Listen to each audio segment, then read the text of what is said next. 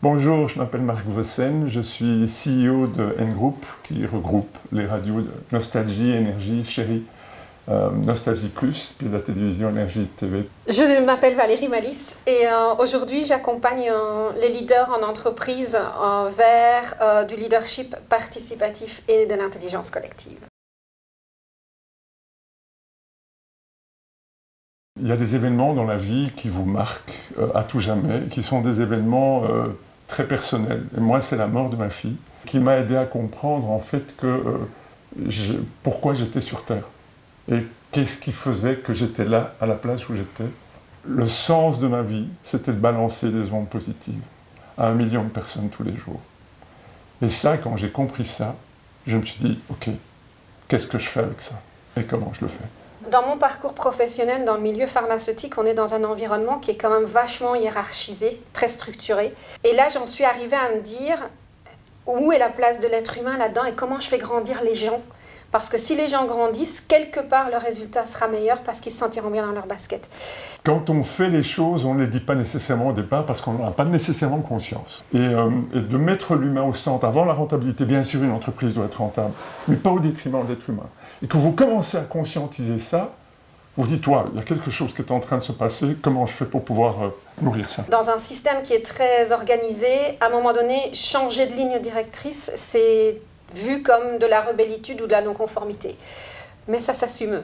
Voilà. Et ça se gère parce que je pense que c'est là qu'on trouve justement l'essence. C'est de se dire à un moment donné, et si j'osais, moi, quelque chose de différent et de montrer que ça peut marcher. Commencer par soi, transformation personnelle, pour ensuite être, entre guillemets, une forme d'exemple pour permettre aux autres, et donc d'être inspirant pour les autres. Faire confiance, ne plus être dans le contrôle, ça c'est la pire pierre dans ma chaussure. C'est comment je fais confiance que la personne sait et fera les choses correctement pour le bénéfice, pas de son ego, mais pour le bénéfice de la collectivité ou de l'organisation. Et donc, il y a cette fameuse phrase de « c'est celui qui fait qui sait ».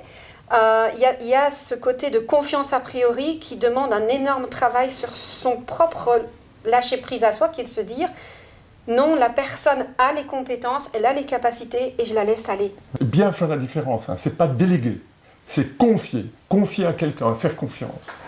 Et de se dire que la personne fera comme elle l'entend, elle, pas comme je l'imagine moi, et comme elle peut effectivement apporter ce qu'elle a au fond d'elle, permettre l'erreur, le droit à l'erreur, le devoir à l'apprentissage, comme on dit. On prend l'exemple de l'enfant, oui.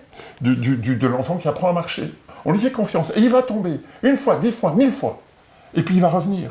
Et on l'applaudit, on dit bravo, et on dit formidable, et on te fait confiance, et on sait qu'il va finir par marcher.